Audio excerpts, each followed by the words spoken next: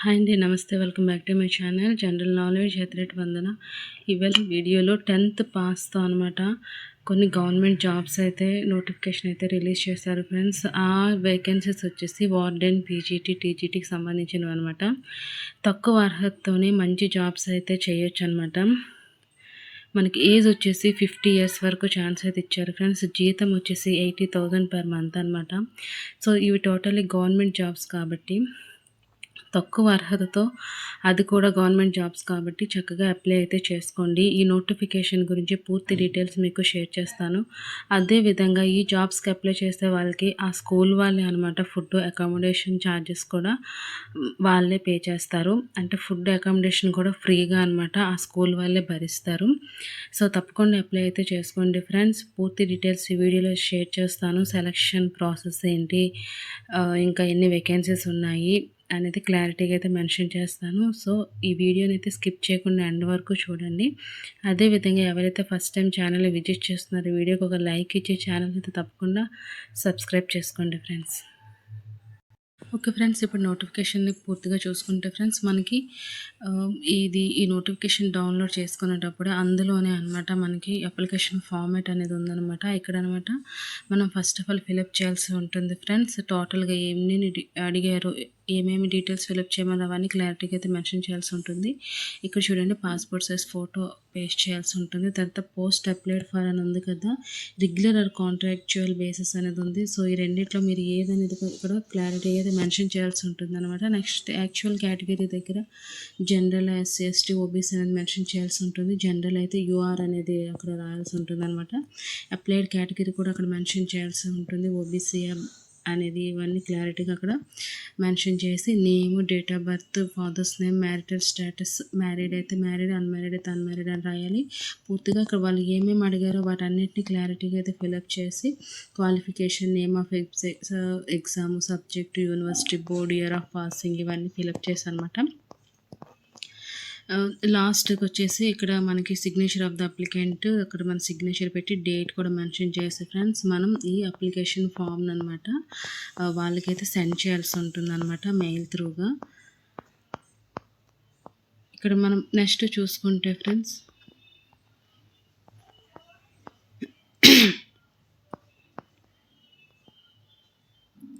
Selection process చూసుకుంటే friends ఇక్కడ మనం చూడండి, రిటర్న్ టెస్ట్ అనేది మనకి ఇక్కడ పెడతారనమాట.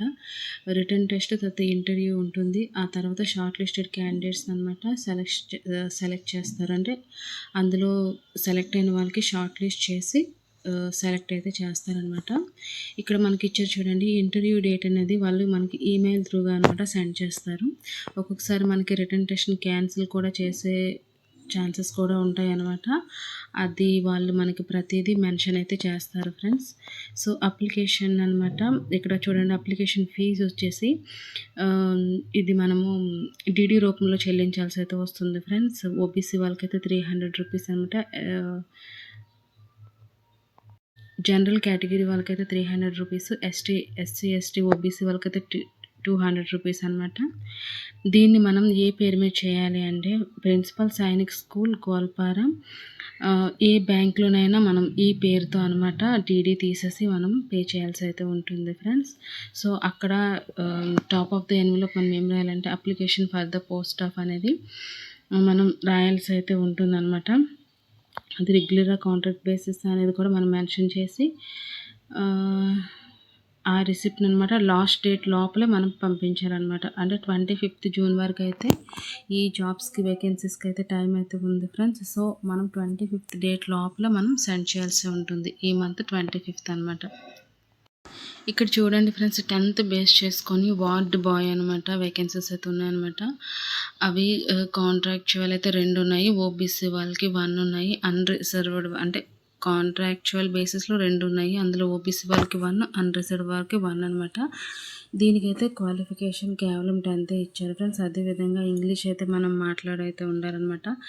ఏజ్ విషయానికి వస్తే 18 నుంచి 50 సంవత్సరాల లోపలైతే ఉండాలి ఫ్రెండ్స్. అది జూన్ 1, 2026 కల్లా అనమాట.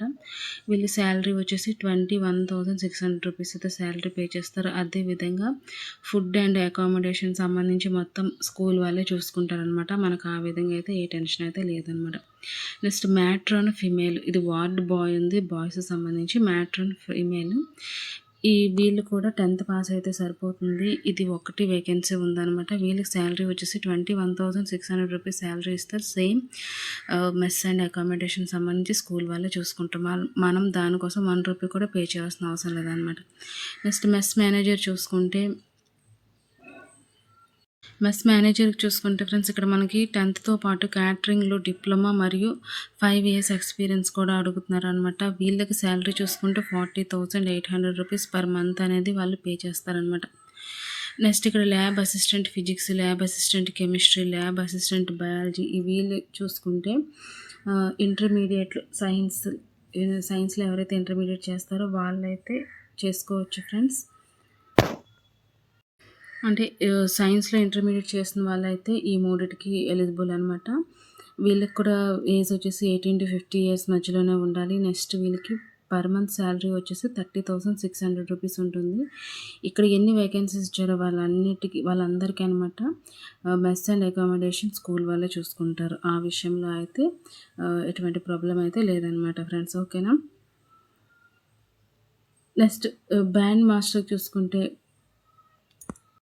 Potential band master or band major, drum major course అయితే చేసి ఉండాలి ఫ్రెండ్స్. నెక్స్ట్ వీళ్ళకి శాలరీ వచ్చేసి 40,880 రూపీస్ అనమాట పర్ మంత్ అయితే పే చేస్తారనమాట. నెక్స్ట్ క్రాఫ్ట్ అండ్ వర్క్షాప్ ఇన్స్ట్రక్టర్కి అయితే వీళ్ళకి 10th ఆర్ ఈక్వివలెంట్ అనేది ఇచ్చారు. 2 years ట్రేడ్ సర్టిఫికేట్ అంటే ఎక్స్పీరియన్స్ సర్టిఫికేట్ ఉండాలనేది అనమాట ఇక్కడ మెన్షన్ అయితే చేశారు. నెక్స్ట్ అదేవిధంగా ఇంగ్లీష్ మీడియంలో టీచ్ చేసే ఎబిలిటీ కూడా ఉండాలనేది కూడా ఇక్కడ ఇచ్చారు ఫ్రెండ్స్. వీళ్ళకి శాలరీ వచ్చేసి 40,880 రూపీస్ పర్ మంత్ అనమాట పే చేస్తారనమాట. నెక్స్ట్ లైబ్రేరియన్ చూసుకుంటే ఫ్రెండ్స్ బ్యాచులర్ డిగ్రీ ఉండాలి. లైబ్రరీ సైన్స్లో బ్యాచులర్ డిగ్రీ అయితే కంప్లీట్ అయితే చేసి ఉండాలన్నమాట. వీళ్ళకి 53,880 రూపీస్ పర్ మంత్ శాలరీ అనమాట ప్రొవైడ్ చేస్తారు. నెక్స్ట్ స్కూల్ కౌన్సిలర్ చూసుకుంటే సైకాలజీ లేదా చైల్డ్ డెవలప్మెంట్లో డిగ్రీ అయితే కంప్లీట్ చేసి ఉండాలి. వీళ్ళకి 53,880 రూపీస్ పర్ మంత్ అనమాట ఫీజు పే చేస్తారనమాట. So next TGT computer science చూసుకుంటే